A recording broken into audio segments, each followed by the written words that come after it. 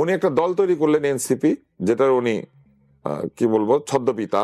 উনি মনে করে যারা বিদেশে পড়ালেখা করেছে তারাই শুধু শিক্ষিত, নিজে আইনের প্রতি শ্রদ্ধাশীল না, নিজে আইনকে মোচড়ায় ভাঙে আর অন্যদেরকে উনি আইন শিখায়। উনি সব জায়গাতেই মবকে উস্কে দিয়েছেন। উনি ওনার বক্তৃতার মধ্যে বলেছেন এদেরকে প্রতিহত করতে হবে, তোমাদের শরীরে তেজ নাই। কোন জনগণ ওনাকে গিয়ে বলেছে যে প্রধানমন্ত্রী 10 বছরের বেশি থাকতে পারবে না? মিস ইউজ অফ পাওয়ার বলে একটা শব্দ আছে, এইটার উদাহরণ চূড়ান্ত ভাবে তিনি দেখিয়েছেন। ওনার সাথে কাজ করা লোকজনকে উনি নিয়োগ দিয়েছিলেন, ওনার আত্মীয় স্বজন নিয়োগ দিয়েছিলেন। নিজে বলেন পরিবারতন্ত্রের বিরুদ্ধে, কিন্তু ওইখানে তো তার ভাতিজাকে চাকরি দিয়েছেন, ইউনুস সেন্টারের লোকজনকে চাকরি দিয়েছেন, মোহিত সাহেবদের আত্মীয়কে চাকরি দিয়েছেন। কেন? হ্যাঁ, কেন চাকরি দিয়েছেন মোহিত সাহেবের আত্মীয়কে? কারণ তার লোক, নিজের লোক। উনি নিজের লোক দিয়ে দেশ চালিয়েছেন, দেশের লোক দিয়ে দেশ চালান নাই। উনি দেশের ভালো মন্দ বিবেচনা করেন না, উনি বিবেচনা করেছেন নিজের ভালো মন্দ। উনি এগুলো যে শুধু জানান নাই তাই না, প্রেসিডেন্টকে দিয়ে অধ্যাদেশ জারি করিয়েছেন, আদেশ জারি করিয়েছেন নিজের ইচ্ছা মতো, এবং সেইগুলিকে তিনি এক্সিকিউট করানোর চেষ্টা করেছেন। এবং এইভাবে তিনি মূলত আইন থেকে শুরু করে বাংলাদেশের সবকিছুকে নিজের ইচ্ছা মতো ব্যবহার করেছেন। মিস ইউজ অফ পাওয়ার বলে একটা শব্দ আছে, এইটার উদাহরণ চূড়ান্ত ভাবে তিনি দেখিয়েছেন। Abuse and misuse of power দুইটাই তিনি করেছেন। এবং তিনি তার পছন্দ অনুযায়ী আইনের বিধিবিধান কে উপেক্ষা করার জন্য প্রেসিডেন্টকে দিয়ে নতুন ভাবে আদেশ জারি করিয়েছেন। যেমন খুশি তেমন সাজর মতো, তিনি যেমন খুশি তেমন লেখো, এইভাবে করেছেন। দেখেন, প্রেসিডেন্টকে যে রিপোর্টটা দেওয়ার কথা, এটা তো তার দেওয়ার কথা না। উনি তার অফিসকে বলবেন, অফিস একটা রিপোর্ট প্রিপেয়ার করে পাঠাবে। যদি উনি সেটা দিতে নাও চান, নিয়ম রক্ষার তাগিদে ওনার এটা করা উচিত ছিল, কারণ উনি একটা bad precedence, bad example set করছেন। উনি একটা খারাপ এক্সাম্পল সেট করে গিয়েছেন যে চাইলে পরে এইভাবে প্রেসিডেন্টকে উপেক্ষা করা যায়। মুখে তারা কি বলেছেন আপনি চিন্তা করে দেখেন। আলী রিয়াজ যখন সংস্কার কমিশন বানিয়েছে, এই আলী রিয়াজ কমিশনে উনি হচ্ছেন চিফ, তাহলে এখানে যা যা বলা হয়েছে ওনারও দায়িত্ব আছে। ওইখানে ওনারা বলেছেন প্রেসিডেন্টের এবং প্রধানমন্ত্রীর মধ্যে যে আচরণ, সেটাকে ব্যালেন্সে আনতে হবে। কি করতে হবে? প্রেসিডেন্টকে আরো বেশি ক্ষমতায়ন করতে হবে। আর নিজে যখন প্রধান উপদেষ্টা, তখন উনি প্রেসিডেন্টকে ঠুটো জগন্নাথ বানিয়ে রেখে দিয়েছেন। সাচ আ ডাইকোটমাস নেচার, দ্বৈত মানসিকতা এবং দ্বৈত আচরণ। আপনি সকালবেলা ডক্টর জেকিল আর রাত্রেবেলা মিস্টার হাইড, এটা হতে পারেন। আপনি ব্যক্তিগত আচরণ হতে পারেন, যেমন সমকামীদের অধিকার, গে রাইটস, এইসব নিয়ে ওনার একটা জায়গা আছে, ওইটা উনি থাকেন, না করি না। উনি বিভিন্ন দেশে যান, ওইখানে গেলে উনি হয়তো তাদেরকে জড়িয়ে টড়িয়ে ধরেন। এপস্টেইন ফাইলসে তো ওনার 11 বার নাম আছে, আমার আপনার তো নাই, শেখ হাসিনারও নাই, খালেদা জিয়ারও নাই। ওনার আছে কেন? তাদের সাথে ওনার কি লেনদেন ছিল? ওখানে পরিষ্কার লেখা আছে, অন্তত একটা লেনদেন লেখা আছে, সিমসন্সে যাতে তাকে নিয়ে কথা বলে, যেটা নিয়ে একসময় আমরা খুব ভেবেছি, ওরে বাবা উনি কত বিরাট, উনি সিমসন্সে গিয়েছেন। সিমসন্সে গিয়েছেন এপস্টেইনদের তদবিরে। আর এপস্টেইন কি করতো? ওনার এদের সাথে দহরম মহরম থাকতে পারে, এটা নিয়ে আমার কোনো আপত্তি নাই। ব্যক্তিগত যৌনাচরণ, ব্যক্তিগত ধর্মাচরণ, সেখানে উনি আস্তিক না নাস্তিক এইসব জানার আমাদের প্রয়োজন নাই। কিন্তু উনি যখন প্রধান উপদেষ্টা, তখন উনি আমাদের রাষ্ট্র এবং সরকারের যে আইন কানুন, সেগুলির প্রতি শ্রদ্ধাশীল হবেন। যতক্ষণ পর্যন্ত উনি সেটা বদলাইতে পারেন নাই, ততক্ষণ উনি নিজে সেই আইনের অধীনে। আমার একটা আইন অপছন্দ হতে পারে, as long as that rule exists, আমাকে সেটা মানতে হবে। এটাই রাষ্ট্র। ওনারা রাষ্ট্র চিন্তা শিখাতে আসলেন না আলী রিয়াজরা। ওনারা কি বললেন? এই রাষ্ট্রটা তৈরি হয় নাই, তাহলে আমরা একটা রাষ্ট্র বানাবো। ওনাদের রাষ্ট্রের চেহারাটা কি?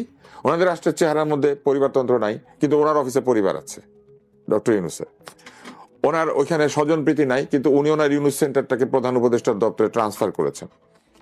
ওনার সাথে জীবনে যে কোথাও কেউ সাক্ষাৎকার নিয়েছে, একটুখানি হুজুর হুজুর করেছে, তাদেরকে উনি বিভিন্ন পদে পদায়িত করেছেন। উনি ক্ষতিপূরণ দিবেন শরীফ ওসমান হাদির পরিবারকে, পরিবারের মধ্যে তার স্ত্রীকে বিবেচনায় নেন নাই, সন্তানকে বিবেচনায় নেন নাই, নিয়েছেন ভাইকে। এবং তাকে কোথায় দিয়েছেন? একটা সরকারি পদে দিয়ে দিয়েছেন, যেখানে কিনা আমাদের একজন কম্পিটেন্ট লোক দরকার, কারো ভাই বোন না। আপনি 10 কোটি টাকা ক্ষতিপূরণ দিতেন, 20 কোটি দিতেন, 50 কোটি দিতেন, কিন্তু কূটনৈতিক নেগোসিয়েশনে বা কূটনৈতিক তৎপরতার মধ্যে আপনি এমন কাউকে দিবেন কেন যার কূটনীতির কোনো অভিজ্ঞতা নাই? আচ্ছা, আসেন উনি আরো কি কি করেছেন। আপনি ওনার প্রতিদিন একটা করে খারাপ কাজের কথা বলা যাবে। উনি যে কদিন ছিলেন, প্রতিদিন একটা করে খারাপ কাজ করেছেন উনি। ওনারা এই কমিশন করে কি বললেন? কেউ যেন মেয়াদবিহীন ভাবে ক্ষমতা থাকতে না পারে, এমনকি প্রধানমন্ত্রী পর্যন্ত 2 মেয়াদের বেশি থাকতে পারবে না। আর উনি গিয়ে সাক্ষাৎকার দেন, বলেন যে আমাকে তো লোকে 50 বছর চায়। এই কথাটা উনি মুখ দিয়ে বলেন কিভাবে? যে লোক নির্বাচিত প্রধানমন্ত্রীকে বলে 10 বছরের বেশি থাকতে পারবে না, উনি বলে জনগণ নাকি তাকে 50 বছর থাকতে বলে, তাহলে কোন জনগণ ওনাকে বলেছে 50 বছর থাকতে, আর কোন জনগণ ওনাকে গিয়ে বলেছে যে প্রধানমন্ত্রী 10 বছরের বেশি থাকতে পারবে না? একই জনগণই তো। একই জনগণ। তো উনি কে? উনি কি ফেরেশতা? ওনার বেলায় জনগণের এক আইন আর অন্যদের বেলায় এক আইন। উনি করলে ফাইন, আমরা করলে আইন। এবার দেখেন, উনি মবের জনক হয়েছেন এবং উনি সব জায়গাতেই মবকে উস্কে দিয়েছেন। উনি ওনার বক্তৃতার মধ্যে বলেছেন এদেরকে প্রতিহত করতে হবে। তোমাদের শরীরে তেজ নাই, তোমাদের শরীরে তেজ নাই, কোথায় সেই তেজ?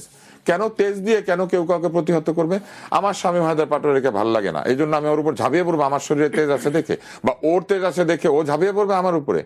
আমি অ্যাডভোকেট মহসিন রশিদের কাছে গিয়ে বলবো যে ভাই, স্বামী আমার সাথে অন্যায় করেছে, আপনি একটা মামলা করে দেন। নাহলে আমি পুলিশের কাছে যাব, বলবো স্বামী অন্যায় করেছে।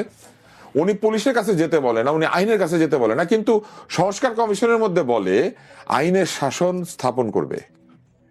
নিজে আইনের প্রতি শ্রদ্ধাশীল না, নিজে আইনকে মোচড়ায়, ভাঙে, আর অন্যদেরকে উনি আইন শিখায়। তো এই ডাইকোটমাস নেচার উনি কোত্থেকে রপ্ত করেছেন? ওনার একটা, আপনি খুব খুব ভালোভাবে ওনাকে প্রোফাইলিং করবেন। ওনার প্রোফাইলিং করলে আপনি দেখবেন উনি মনে করে যারা বিদেশে পড়ালেখা করেছে তারাই শুধু শিক্ষিত। বাংলাদেশে কোনো শিক্ষিত লোক পড়াশোনা করে না, বাংলাদেশের শিক্ষা কোনো শিক্ষা না। ওনার বক্তৃতার মধ্যে, ওনার কাজের মধ্যে এটা এসেছে। উনি বাংলাদেশের ডাক্তারদেরকে ডাক্তার মনে করে না। উনি বন্দরের বক্তৃতা দিতে গিয়ে বলেছে বাংলাদেশে যে ডাক্তার দেখে না লোকে, সেরকম এই ইন্ডিয়া চলে যায়, সেরকম এই বন্দর চালাতে পারে না, এই জন্য আমাদের আমেরিকার কাছে, দুবাইয়ের কাছে যেতে হবে। আপনি বেচবেন বন্দর, আপনি ডাক্তারদেরকে অপমান করছেন কেন? আর ডাক্তারদের কাছে যেতে পারে না। উনি যখন ক্ষমতায় আসলেন, এসেই প্রফেসর শামসুল আরিফিনকে উনি নিয়োগ দিলেন হচ্ছে ওনার গ্যাস্ট্রোএন্টারোলজির দেখার জন্য, ওনার গ্যাস্ট্রিক চিকিৎসা করার জন্য। কেন ভাই, তখন আপনি বিদেশ থেকে চিকিৎসক আনলেন না কেন? বাংলাদেশের চিকিৎসকটা খারাপ। উনি ওনার যে গ্রামীণ একটা হেলথ চালু করেছেন, ওইখানে কি বিদেশি ডাক্তারদেরকে দিয়ে করান? উনি কোয়াকদেরকে চাকরি দেয়। আপনাকে একটা মজার জিনিস বলি, উনি ডাক্তারদের সঙ্গে কোনো দেখা করেন নাই, কিন্তু ওনার উপদেষ্টা এবং উনি কোয়াকদের সাথে দেখা করেছেন যারা ডাক্তার না।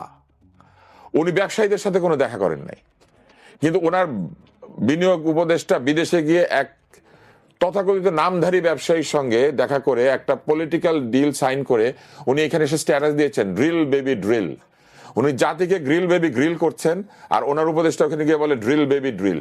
এটা করে নাকি আমাদের এমন হবে, আমেরিকা আমাদের উপর মানে এত সন্তুষ্ট হবে, যে কোনো চুক্তিতে আমাদেরকে প্রায়োরিটাইজ করবে, আমাদেরকে গুরুত্ব দিবে। তারপরে আমেরিকা কি করলো? 50% শুল্ক চাপিয়ে দিল, এবং ওনার লোকজন গিয়ে নাকে খত দিয়ে সেই চুক্তি স্বাক্ষর করে এসে বলে জনগণকে এটা জানতে দেওয়া যাবে না, কারণ আমরা বলে এসেছি এটা জনগণ জানবে না। জনগণের পক্ষে আপনি চুক্তি করেন আর জনগণকে জানাবেন না। আবার উনি আবার অভিযুক্ত করে যে আওয়ামী লীগ সরকার আদানির সঙ্গে না জানিয়ে চুক্তি করেছে, চাইনিজের সাথে চুক্তি করেছে। চাইনিজরা বানিয়েছে পায়রা বন্দর, ওইটা উনি দেখতে পাঠায় পিটার হাসকে। কেন? ওইটা নাকি উনি ওইটাও ইজারা দিবে বা কিছু একটা করবে। আরো মজার ব্যাপার, উনি আমাদের প্রধান উপদেষ্টা, উনি গেছে ক্লিন্টন ফাউন্ডেশনের এক ডিনারে, সেখানে গিয়ে উনি একটা স্টেজে উঠেছে, সেখানে আবার কে না বলে ওনার সাথে সাথে ওনার পিছনে স্টেজে উঠে গিয়েছে। ওনার কোনো ধারণা নাই আন্দোলন সম্পর্কে। উনি 4 জনকে পরিচয় করিয়ে দিতে গিয়ে 5 নম্বরকে পরিচয় করিয়ে দিয়েছে যে ইনিও আমাদের তরুণ, এসেও আন্দোলন করেছে। পরে দেখা গেল যে সে নাকি আবার ছাত্রলীগ, সে আওয়ামী লীগ। মানে ওনার কোনো ধারণা নাই, কারণ উনি তো আন্দোলনটাও ঠিক মতো করে নাই। উনি একটা পিআর ফার্মকে হায়ার করেছে, ভাড়াটিয়া, উনি ভাড়াটিয়া দিয়ে আন্দোলন করেছে টাকার জোরে। এইবার আসেন, ওনার পাশে দাঁড়িয়ে থাকে, ওনার সেলফি তোলা না তোলা, ওনার পাশে দারোয়ানের মতো দাঁড়িয়ে আছে পিটার হাস। আমার প্রধান উপদেষ্টার পাশে পিটার হাস এভাবে দাঁড়িয়ে থাকবে কেন? আমার তো দেখলে মনে হয় যে এটা এক ধরনের ভুল। একটা বাঙালি দাঁড়াবে, একটা বাংলাদেশি দাঁড়াবে, ওনার সেলফি তোলার জন্য কে তুলবে কে তুলবে না, ওনার পাশে দাঁড়িয়ে আছেন পিটার হাস। উনি একটা দল তৈরি করলেন এনসিপি, যেটার উনি কি বলবো ছদ্মপিতা। ওই এনসিপি কে উনি নিয়ে সব জায়গায় বেড়াতে যান। উনি নারী অধিকারের কথা বলেন, কিন্তু ওনার সাথে নারীকে নিয়ে তার নিরাপত্তা নিশ্চিত করেন না। তাসনিম জারাকে ডিম নিক্ষেপ করা হয়, উনি এক দরজা দিয়ে বের হন, তাসনিম জারাকে আরেক দরজা দিয়ে উনি বের করেছেন। কেন? আপনি নিয়ে গেছেন, আপনি এই ছেলে মেয়েদের নিরাপত্তা বিধান করবেন না। উনি বললে পরে ওনার বাসার সামনে এসে মপ করে, আর উনি তাদের উপর ঠান্ডা পানি ছিটায়, আর শিক্ষকদের উপরে গরম পানি ছিটায়। আপনি শুনতে থাকেন। এই ভদ্রলোক এটা করতে করতে এখন রাষ্ট্রপতি মুখ খুলে দিয়েছেন। মহামান্য রাষ্ট্রপতি আজকে বাদে কালকে হয়তো মহামান্য থাকবেন না, পলিটিক্যাল সরকার এসেছে, উনি হয়তো সেই কারণে পলিটিক্যাল উইশ অনুযায়ী তিনি হয়তো বিদায় নেবেন। কিন্তু মহামান্যকে অপমান করা মানে রাষ্ট্রকে অপমান করা। যেই রাষ্ট্র উনি সংস্কার করতে এসেছেন, যেই রাষ্ট্রের আইন দিয়ে উনি 106 রেফারেন্স নিয়েছেন, যেই রাষ্ট্রের কারণে উনি আজকে প্রধান উপদেষ্টা, উনি সেই রাষ্ট্রের রাষ্ট্রপতিকে অপমান করেন, মানে উনি তো রাষ্ট্রকে অপমান করেন। আবার যার কাছে তিনি শপথ নিয়েছেন তার সাথে আবার যাওয়ার সময় দেখাও করেন না, এইটুক ভদ্রতা নেই। অথচ উনি জাতিকে ভদ্রতা শেখান, উনি জাতিকে গণভোট শেখান, জাতিকে উনি শিষ্টাচার শেখান, জাতিকে উনি শিষ্টতার কথা বলেন। ভাই, আমার সাথে আপনার যে প্রকাশ্য ব্যবহার, এইটাই হচ্ছে ব্যবহার, আমি এটাকে বিচার করবো। ওনার সাথে তো আমার ব্যক্তিগত সম্পর্ক নাই। কিন্তু দেখেন, আপনার কি মনে আছে উনি নিজে নামাজ পড়তে গেছেন, রাষ্ট্রপতিকে ঈদের নামাজ পড়তে যেতে দেন? ঈদের নামাজ পড়তে আপনি একজন মুসলমানকে বাধা দেন কেমনে? উনি রাষ্ট্রপতি হয়েছেন বলে কি উনি ঈদের নামাজ পড়তে যাইতে পারবেন না প্রকাশ্যে? শুধু তাই নয়, দেশের ভেতরে অনেক অনুষ্ঠানে তাকে যেতে দেওয়া হচ্ছে। অনুষ্ঠানে যেতে দেন নাই, সেটা তো ধর্মীয় দায়িত্ব না। কিন্তু ধর্মের দায়িত্ব হিসেবে উনি তো গিয়ে ঈদগাহে নামাজ আদায় করতেই পারেন। এবং উনি যদি ওখানে যান রাষ্ট্রপতি অবস্থায়, উনি রাষ্ট্রপতির প্রোটোকল পাবেন। উনি ওনার পাশে আর কেউ প্রোটোকল পাচ্ছে এটা উনি দেখতে দিতে চান নাই মানুষকে। উনি রাজা, উনি মহাজন, উনি সব। এই জায়গাতে উনি আমাদেরকে শিখিয়েছেন এবং এই তরুণদেরকে উনি নষ্ট করেছেন, এগুলি শিখিয়ে গেছেন। উনি বুঝিয়েছেন যে দেখো, রাষ্ট্র যে আচরণ করে ওটা আইন না, আমি যেটা করি সেটা আইন, এবং এইরকম হবে তোমরা বড় হয়ে। এটা উনি তরুণদেরকে উৎসাহিত করেছেন। উনি নির্বাচনের আগে বলে দেয় কে জিতবে, কে মন্ত্রী হবে, কার সিট পাওয়া উচিত। উনি 17 বছরে ভোটাধিকার নামিয়ে আনার একটা বক্তৃতা দিয়েছিলেন যে ভোটাধিকারের বয়স কমিয়ে 17 করে দেওয়া দরকার। কদিন পরে আমরা দেখলাম এনসিপি তার ম্যানিফেস্টোতে লিখেছে ভোটের বয়স 16 করে দিতে হবে। উনি ওনার অফিসে 16 বছর বয়সীদেরকে চাকরি দেন আগে। ভোট দিতে পারলে চাকরি পাবে না কেন? উনি 16 বছর বয়সীদেরকে ওনার অফিসে চাকরি দেন, গ্রামীণ ব্যাংকে চাকরি দেন, সেটা দিবে না। উনি লোকজনকে গিয়ে বলে তোমরা উদ্যোক্তা হও। উনি উদ্যোক্তা হতে বলে, কিন্তু নিজে উদ্যোক্তা হিসেবে কর মাফ করায়। ওনার তো উচিত ছিল। আরেকটা জিনিস বলি, এটা বলে শেষ করি। গ্রামীণ ব্যাংক যে টাকা আদায় করে এবং টাকা দেয়, এই দুইটাই কিন্তু ওনার টাকা না, এটা কোনো রাষ্ট্রীয় বিনিয়োগ না। এগুলো সব হচ্ছে সরকারের বিনিয়োগ কিছু, আর কিছু হচ্ছে ডোনার ফান্ডেড, চ্যারিটি ফান্ডেড। এইগুলা, এই টাকা উনি আয় করে দেয় না, ওনার ব্যক্তিগত পয়সা ওখানে বিনিয়োগ করা নাই। তার মানে এটা মানুষের টাকা, জনগণের নামে এসেছে। সেই টাকা জনগণকে লোন দেয়, জনগণ সেটা সুদ সহ ফেরত দেয়। সেই সুদের উপরে ভ্যাট এবং ট্যাক্স উনি দিবে না। জনগণের টাকা উনি জনগণকে ফেরত দেবে না, নিজের প্রতিষ্ঠানের মধ্যে রেখে দিবে। আমি টাকা নিয়েছি, আমি টাকা দিয়েছি, আমার কাছ থেকে ভ্যাটও কালেক্ট করা হয়, ট্যাক্সও কালেক্ট করা হয়, কিন্তু সেটা উনি দিতে রাজি না। গ্রামীণ ব্যাংকের কোন ক্লায়েন্ট বলেছে যে ভ্যাটার ট্যাক্স দিবে না? ভ্যাটার ট্যাক্স সে দিতে রাজি আছে, ওনার প্রতিষ্ঠানের ভ্যাটার ট্যাক্স দিতে উনি রাজি না। কিন্তু মানুষের কাছ থেকে ঋণ আদায় করতে রাজি। ঋণের টাকা আদায় করবে, কিন্তু ওই ঋণের টাকার উপরে জনগণের অংশ আছে। সব লোক তো ওনার কাছ থেকে ঋণ নেয় না, নেয়, কিন্তু যারা ঋণটা দেওয়া হয়েছে যেই টাকায়, সেই টাকা কি সব লোকের টাকা? সব লোকের টাকা কিছু লোককে উনি ঋণ দেয়, সেই লোকদের কাছ থেকে ট্যাক্স আর ভ্যাট আদায় করে উনি আবার সব লোককে ফেরত দিতে রাজি না। এই ট্যাক্স আর ভ্যাট সরকার যদি আদায় করে, এই টাকা কি কারো ব্যক্তিগত খাতে খরচ হবে? রাষ্ট্রীয় খাতে খরচ হবে।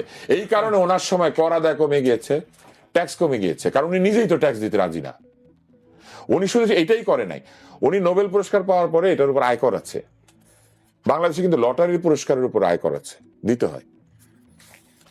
উনি একটা আইন করে গিয়েছেন, কেউ যদি ভবিষ্যতে নোবেল পায় তাইলে তাকে কর দিতে হবে না। নিজে দিবে না, ভবিষ্যতে নোবেল বিজয় কর না দিতে চেয়েছে? ওনার কাছে কোনো ভবিষ্যতে নোবেল বিজয় এসে বলেছে যে কর দিবে না? উনি ভবিষ্যতে যদি কেউ নোবেল পায় তাকেও কর দিতে উনি মুক্ত করে দিয়ে গেছেন।